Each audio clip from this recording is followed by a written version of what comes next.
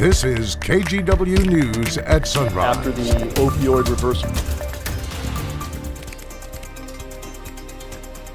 First responders saved a child's life, but other kids are accidentally being exposed to drugs that are killing them. Coming up this morning on Sunrise, we'll talk about this alarming trend. And the clock is ticking for a judge in Harney County. The Measure 114 trial officially wrapped up yesterday. We'll break down what happened on the last day in court and what's next for Oregon's voter-approved gun control measure. And we're also talking about a pattern this morning, a weather pattern. Yes. A wet weather pattern. Second day in a row, Chad Dehart behind the wheel in Drive 8, checking out the wet conditions on local roadways. He's got those windshield wipers working on this Tuesday morning. That is I-5 heading north right past the Moda Center. So we will check back in with Chad here later as the morning commute continues. Oh my gosh, the rain yesterday caused so many traffic problems. A dozen crashes during our show alone yesterday. Okay, we're going to check in with you in a little bit, but first you have to tell us more about the forecast. That's why it's safer to stay at home during our show. Keep watching. Keep watching. Don't go out there. Don't touch Here's that a look dial. at radar this morning. You know, yesterday we had the steady rain in the morning. I don't see any periods of steady, widespread rain today. It's going to be more of a showery weather pattern, and you can see that's what's going on here in the valley. We do, for the second straight morning, have lightning detected offshore. We had thunderstorms along the coast, especially last evening around 6 p.m. or so. So you folks at the beach will watch out for that again. But right now, there's Salem, there's Portland, there's Longview. Obviously, it's actually more dry than wet right now with the showery weather pattern. Temperature 58 degrees. This will be a similar temperature day to yesterday. Yesterday was 66 for high. Today, 63 at noon. Breezy south winds again will be a little sporadic, but they'll be around 64 at 5 p.m. Real quick, on my 7-day forecast coming up. Pretty good storm front overnight tonight. Heaviest rain of the week. We'll tell you about that. Right now, here's Chris. All right, let's take you live to Vancouver. I-5 and the Interstate Bridge. We're in pretty good shape at SR 14. The west side traffic, you can see the vapor trails out here on the cars on Highway 26.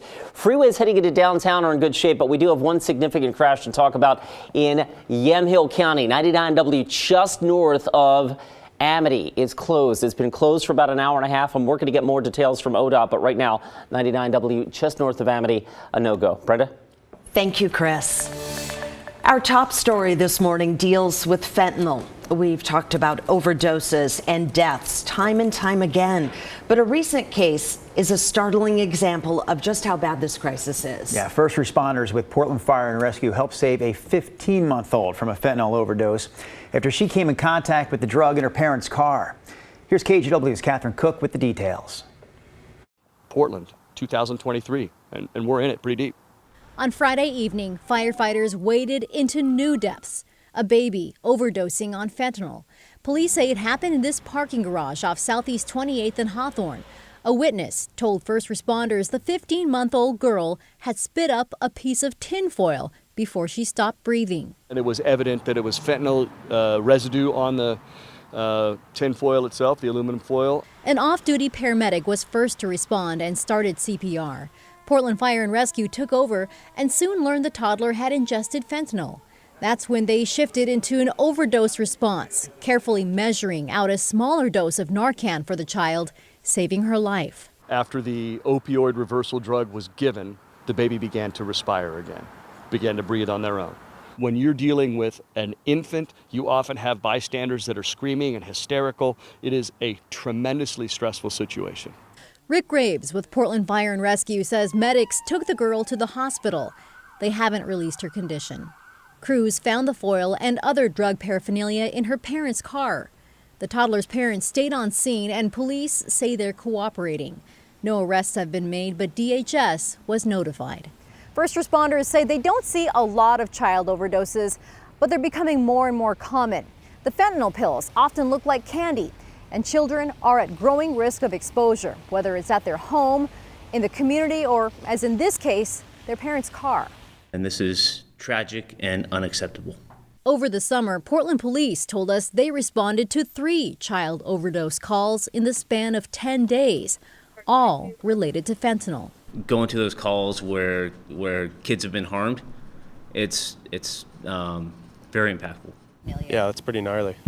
Neighbor Alex has a baby girl who's also 15 months old. What happened here is hard for him to grasp. That's pretty gross. I thought it was so gross that you had to be joking almost, but I mean, who would joke about such things? We have overdose calls dominating our day. Graves wants parents to understand just how deep the fentanyl crisis runs, and that their children, be it teens, young kids, or even toddlers, need to know they're at risk. Being honest and recognizing that it is a reality where we are right now, and turning your back on it and ignoring it could be the worst decision as a parent you make while you parent your children. In Southeast Portland, Catherine Cook, KGW News. The city of Salem is now backtracking its appeal to pull benefits from a firefighter's widow. Firefighter Mo Stadley died of tonsil cancer in 2019. His widow was getting workers' compensation benefits until officials claimed his work did not contribute to his disease. Multiple firefighters across the state testified at yesterday's council meeting to demand that the woman keep her benefits. The council later called the move a mistake. The Vancouver Police Department will begin installing cameras in all patrol vehicles today. That includes front-facing and rear passenger cameras.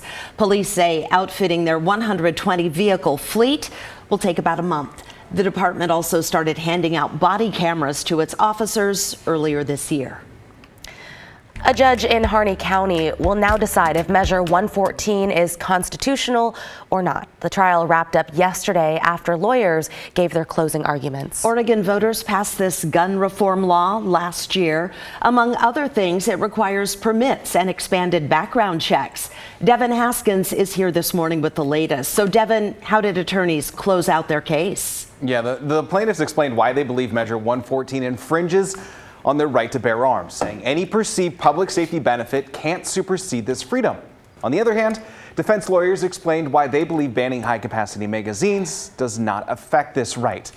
A Harney County judge will decide if Measure 114 is constitutional in Oregon. The voter-approved gun control package has been tied up in legal challenges since it passed almost a year ago. On one side, you have the gun owners and plaintiffs that say it's a major threat to the right to have guns, a question of self-defense, not public safety.